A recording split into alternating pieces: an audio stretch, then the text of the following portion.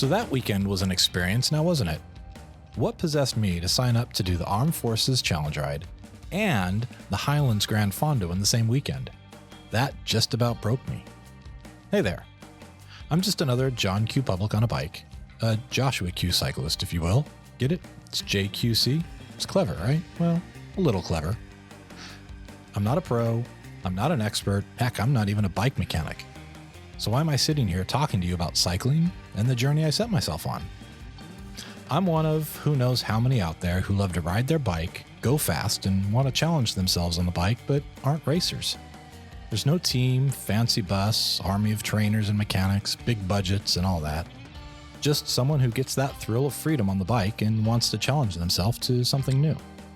Let's step back a little bit and look at how this insane schedule came to be. Months ago, I signed up for the Armed Forces Cycling Classic Challenge Ride. This is like the 6th or 7th year that I've done this. I'd say kind of like 6.5 because the 2020 ride was not an actual in-person event. What the organizers did that year was to publish a route to do an in lieu of type of thing. So of course I did that course to keep in the spirit of the event. Side note, I don't think I'm going to do that course again.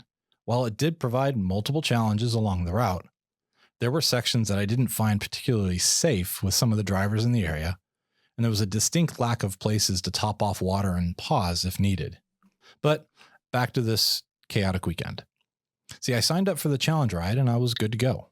This, along with the Bike MS ride, are the annual rides that I always look forward to. For this ride, there's about 1,500 other riders, and what we do is we ride up and around the Pentagon and kind of just racing ourselves against the clock. The challenge ride is basically a 3-hour time trial where you only have yourself to compete against.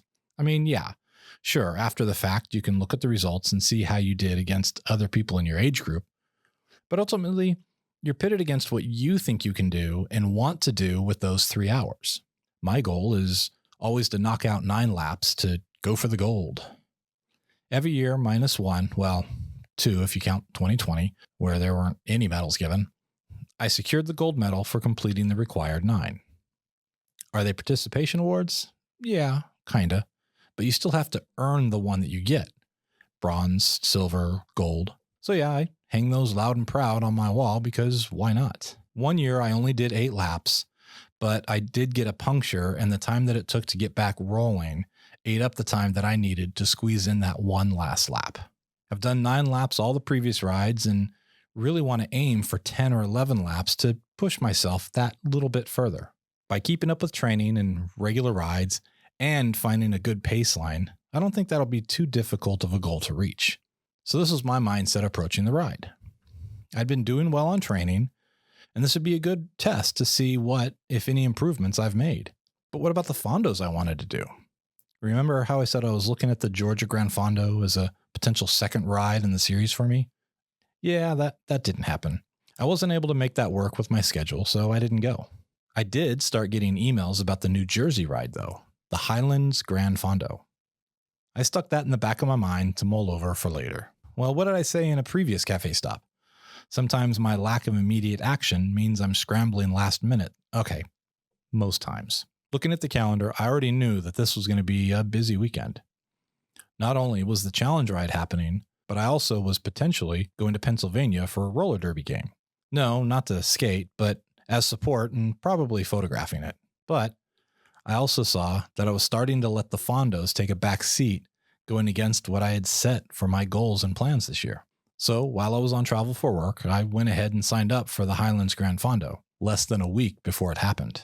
This meant that my weekend was get up early on Saturday for the 7 a.m. start time for the challenge ride, do the 3-hour ride, go home and shower up, drive to Pennsylvania, watch the derby game, drive to New Jersey, stay the night, and then to get up super early to do the 100-mile fondo. That all sounds smart, doesn't it? Well, let me add the cherry on the top of that cake with this whole situation. What I didn't mention was that I signed up for the fondo while I was on travel for work. Yeah, I was sitting in my hotel room in Las Vegas, making a last-minute decision for a ride on Sunday, knowing that I wasn't getting back home from work until that Friday evening. So there I am, a few time zones away, no time on the bike to stretch out the legs or get a zone 2 session in. I'm getting back from home, packing for the weekend shenanigans, making sure the bike is ready for the events, kind of make sure I'm ready too, but yeah, I don't think I was going to be quite ready. Saturday morning, everything came together quite nicely.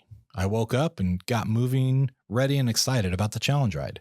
I constantly was reminding myself that I had a longer, more difficult ride the next day, so don't go too hard on this ride. I gotta save something for the next day. I knew I could easily get the 9 laps in if I paced myself early on and stuck to that average speed.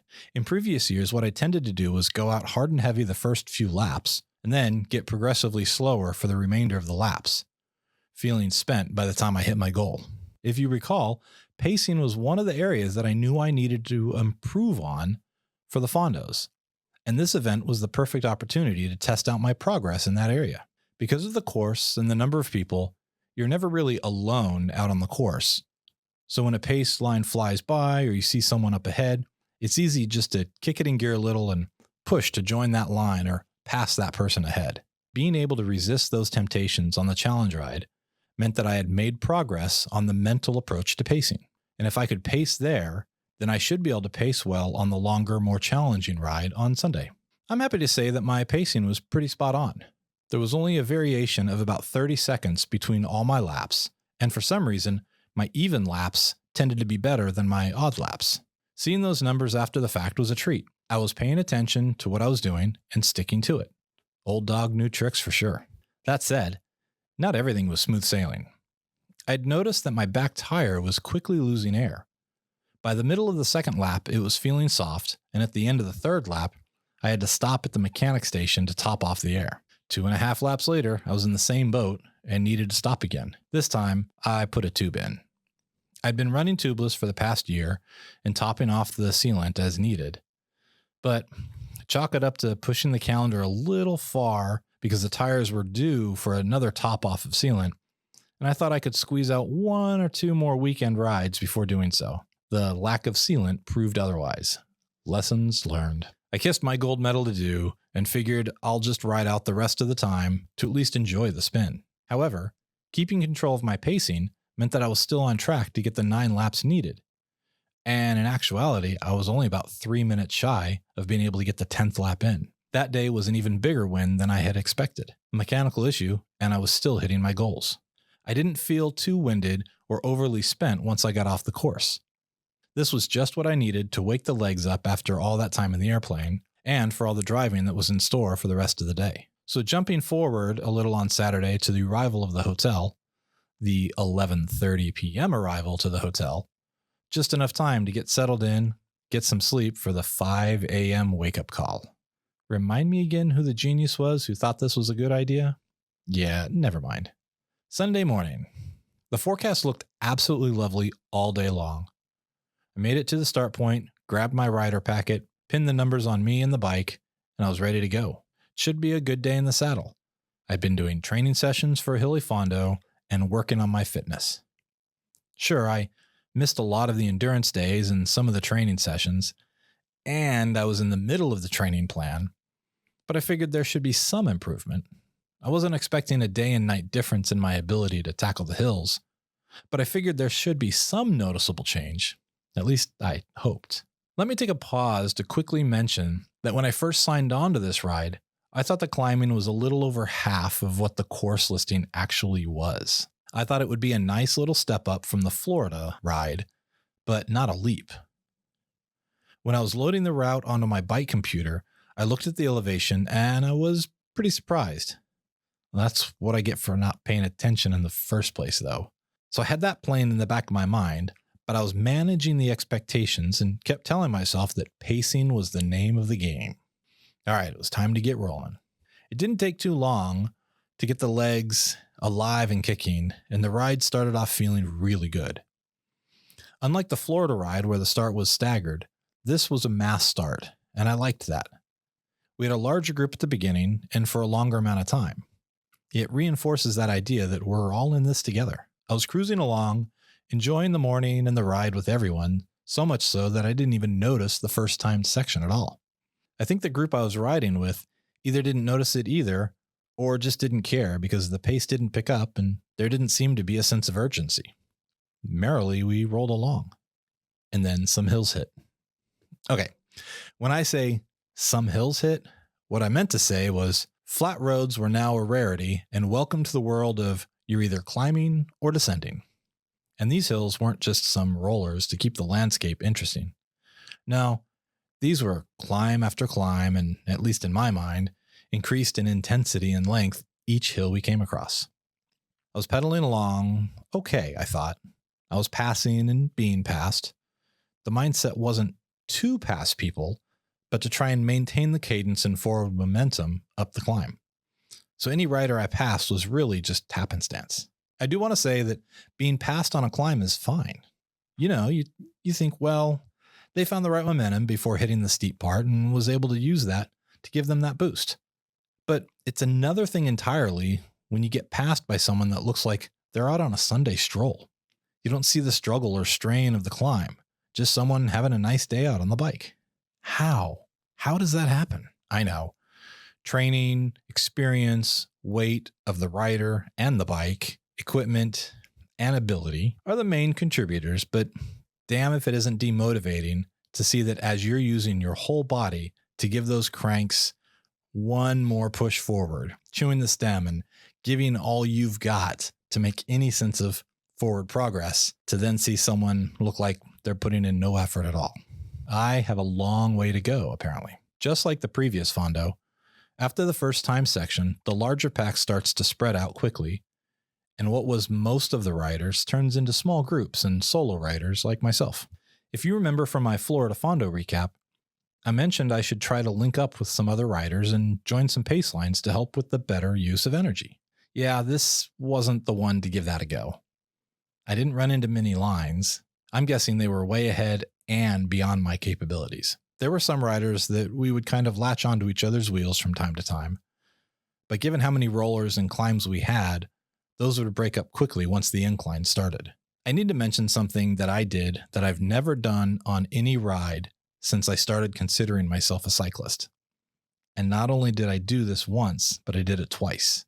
I had to walk my bike up the remainder of 2 hills. There we were climbing this beast of a hill, and to say I was struggling would be an understatement. There were times that my bike computer did an auto pause because I wasn't going fast enough for it to recognize movement. Yeah, that slow. I was in my last gear and was grinding for all I had. I started swinging back and forth to get that little bit of motion to help get up that climb.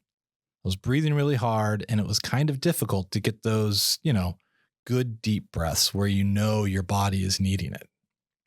My arms were getting tired, and with each slow motion stroke, I was wondering if I'd be able to turn the cranks one more time. And then I just stopped. I needed to get my breathing under control and resettle my mind. I was hearing 2 voices in my head. One voice was saying, "You can do this. One turn after another, pull up and push down to help keep you going. You've got this." Then there was another voice that was actually louder. "You thought you could do this, didn't you? You thought you were better than you actually are. Who do you think you are? You try to look like a cyclist with the clothes and a flashy looking fake bike with your fake skills. You are the most amateur of amateurs." Can you guess which voice was more prominent in my head and was winning out? So I stopped. I pulled over to the side and stood there, getting my breathing under control and trying to get my mind under control. Just look at all those others. Sure, they're struggling, but they're going a little faster than you, and more importantly, they're making it up the hill. Yeah, the mental madness can really take over quickly. There I was, standing a little more than halfway up the hill, contemplating my life choices and whether I was a cyclist that deserved to be there or not. A couple riders passed me, and I was looking at how to get rolling again on this incline. And then I saw it. I saw a guy about a third of the way up start to walk his bike. And that's when I said, screw it, I'm walking. I can't do the rest of this hill. So I walked the rest of the way up the hill. Looking at what elevation that had already been climbed and some quick math to see how much is left, my approach to the ride instantly changed. I went from hoping to do better with the timed sections compared to the Florida ride and to try and get at least closer to the middle or top half of the age group to me wanting to just finish the ride. I didn't care a whole lot about the timed sections. The new goal was to finish the ride and survive. Despite the negative voice in my head, I was still in fairly decent spirits when riding. for the most part. The weather was nice, and being on the bike is still amazing. Bikes are ridiculously cool, and being on one is always awesome. And then more issues started to spring up. This was the weekend for the bike to just not be a cooperative partner in my cycling adventures. The day before was the flat tire, and today it was the brakes. It seemed that I needed to basically prime the brakes when I needed to use them. I would pull the levers a few times to stiffen them up before they became useful.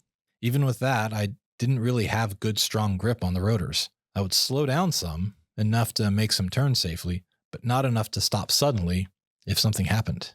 So it looks like I need to bleed the brakes again and make sure there's nothing wrong with the hydraulic lines. The day before, the brakes were doing pretty good, so I didn't think about them, but today was a different story. Trust me, I'm not using the brakes as an excuse for my performance. You don't need brakes to climb a hill. That fail was all on me and my legs. I mentioned the brakes as a way to show how the mental state was deteriorating as the miles kept ticking along. With each rest stop, I would take a moment, stretch the legs, and center myself. These pauses helped to get me to want to hop back on the bike and keep going. If it weren't for those rest stops, who knows how the end of the ride would have gone. There I am, pedaling along and trying to feel partly good for my efforts. Sure, this is the hardest ride I've ever done, period.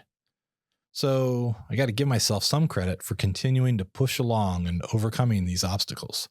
Yeah, I walked up some, but look at those hills that you stayed clipped in and grinded up. Plus, you're on a bike on a beautiful day. That's how I would leave the rest stops and get going down the road. Hell, I even took care of a couple hills and was telling myself, hey, see, it's all good. I think those bouts of positivity were like sugar highs. They hit hard and you feel great, but then there's that crash from it. And when you have climb after climb and your every ounce is depleted and you see you still have a few thousand more feet to climb, those drops from the positive high hit extra hard. But I kept rolling over those cranks and moving down the road, one climb at a time. You're just trying to survive. You're not trying to win.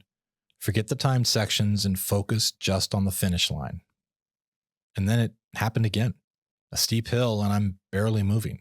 I just try to tell myself to just keep pedaling. Just keep pedaling, pedaling, pedaling. Thanks, Finding Nemo. The hill is almost done. And then it hit again. I can't do this. I stopped and just stood there. What the hell am I doing? Why did I think I could do this course? You aren't anything like all those other riders. Yeah, there was another rider behind me walking his bike up, but that's not me. I don't walk it. I always ride it. Nope. You're not that guy. You aren't good. You just have the looks and none of the talent. I walked up the rest of the hill, and while I was at the top taking a pause and, again, trying to center myself, the other walker got to me. We chatted a few minutes about the hills and having to walk up a couple of them. I wished him good luck on the rest of the ride, and off I went. At this point, I started to wonder if I was going to make it to the end of the ride, or if I was going to wait for the support vehicle to toss my bike onto and get a ride to the finish line. That's also something I've never done. But hell, I walked up 2 hills. I might as well take that extra stamp and just call it quits. Maybe the next time I see a vehicle, I'll just put my hand up and give in. I mean, come on, I'm not a real cyclist. I'm just a poser on a bike. And yet, somehow, I still kept rolling along. I saw a vehicle, and when they're passing, I gave a thumbs up. You know, the typical sign to let them know you're good. What was I thinking? Oh, yeah, trying to finish the damn thing. And then the next issue hit. I was going down a little descent, and some bad noise and feelings came from the back wheel. I pulled to the side and saw that I had broken a spoke. Great. Well, guess this is the end of the ride. I can call it quits now and just blame it on the wheel. I would totally finish it, sure, but look, bad wheel. I remember watching a cycling video where that happened and they wrapped the broken spoke around another spoke and were able to just keep rolling to their destination. So I looked it up to see if it was an okay thing to do or not. And yeah, you can do that for a quick fix to get you where you're going, but not like a long-term solution. And here I was looking at another 40 miles to go. Yeah, I was broken inside and out at only the 60-ish mile mark of the ride. But I wound the broken spoke around a different spoke and got rolling again. Now I was getting a new sound. It was the sound of the rotor rubbing against the brakes. Because the spoke was broken, The tension on the wheel was wrong, and so now everything was just a little wonky and wobbly. I was able to ignore the sound for a little bit, but then it became just too much. With everything else that was swimming in my head, I just couldn't take that sound. It didn't help that I was busting my ass trying to get up another climb, and that struggle, paired with the noisy rub, just got too much for me. I stopped and decided to try and reposition my caliper to compensate for the wobbly wheel. Maybe that would at least do something. While I was there, about to work on the bike, one of the service vehicles showed up and asked if I needed help. I told him I broke a spoke, and he asked, well, do you want to ride, or do you want me to fix it so you can ride to the end? I had my out. I was able to quit and not feel guilty about it. I answered, well, if you can fix it, that'd be great. He popped out and saw it and said it was in pretty good shape. The wheel didn't look too bad at all. He rewrapped the spoke and then tightened some others to offset the broken one, and my wheel was spinning straight again. No rub, no wobbling.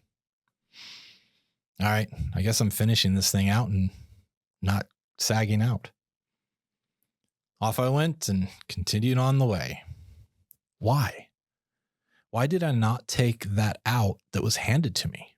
Because I have to finish on my own. I'm already a failure in the hills, and I didn't want to be a failure for the ride as a whole.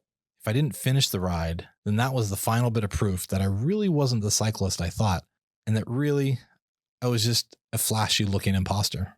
So am I a fraud or not? Now, this is not to say that people that do have to stop for one reason or another are imposters or frauds or fakes. This is just an internal struggle that I have with myself. Those last 40 miles were rough. My legs carried me where my mind wasn't able to. For the next 15 miles or so, I was seriously asking myself if I wanted to just throw in the towel and call it quits. Telling myself there's no point in finishing, you're done. When I made it to a rest stop and there was a SAG vehicle there, I looked long and hard at it and was trying to find the courage to go over and load up my bike. But I didn't. I think some of it was out of embarrassment.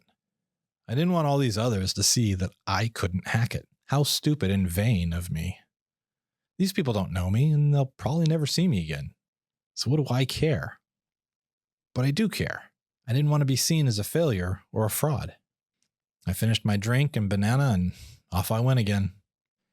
Somehow I kept knocking off those miles, and by the time I got to only about 20 miles remaining, I kept saying, oh, this is just a little longer than my commute. This isn't a big deal. I've got this. I made it back to town and crossed the finish line. I had finally done it. I missed all the celebrations of the people who made it to the podiums. I missed the raffle for all the cool giveaways, but I did make it to the end on my bike. Like, I say this ride broke me, but I guess it didn't completely break me because I never gave up fully. I struggled on the hills and the self-doubt was overwhelming, but I never sagged out. I crossed the line and never quit the ride. So maybe broke me are the wrong words to use, but it certainly cracked me good. It's been a few weeks, and even now I have wisps of that doubt and you aren't really a cyclist. You don't deserve to wear the gear or ride the bikes you have. Thoughts. It's tough. That ride changed me. I think some for good and some for bad. I did learn on that ride, but damn if it didn't come at a cost. And that cost is something I'll have to figure out how to work through. This was the hardest ride I'd ever done. This ride was the most climbing I'd ever done in a single ride. This ride let me know that I have such a long way to go if I want to consider myself competitive with cycling. This ride also taught me that I have a lot to learn about managing and controlling the negative thoughts and feelings when struggling on the bike. It was a rough day for me, and even now I feel like I shouldn't be doing any fondos or try to be competitive with them. And instead of saying I'm a cyclist, I should just say I like to ride bikes. To not identify as a cyclist because I don't match up to what all that means, at least what it means in my head. But another part of me is like, look, you did the ride. Sure, you walked a little bit, but you weren't the only one. You weren't the last person in any of the time sections for your age group. You completed the ride on your bike. You had mechanical issues, and instead of quitting, you worked through it and kept going. And that's something to be happy and proud of. You tackled 2 challenging rides in 2 days, with the second day being something you've never attempted before. You got out there and pushed yourself to the limit and succeeded in finishing it, despite the hardships and the issues. The level of physical and mental struggle of this ride was something I don't think I was prepared for. It's a lot to digest during and after the ride.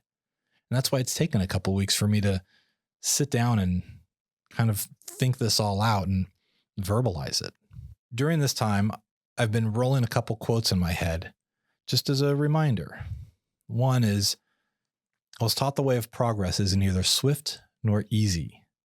That's Madame Curie. And the other is, never confuse a single defeat with a final defeat. It's a thanks courtesy of F. Scott Fitzgerald. So yeah, lots of lessons learned there. Some of the lessons dealt with mental and training, and some dealt with gear and equipment. And equipment is something I want to talk about, but you know what? That'll have to wait until the next episode. Thanks for joining me in this cafe stop and listening. Let's continue this soon. If you want to reach out and share your journey or have questions, email me, joshua@jqcyclist.com.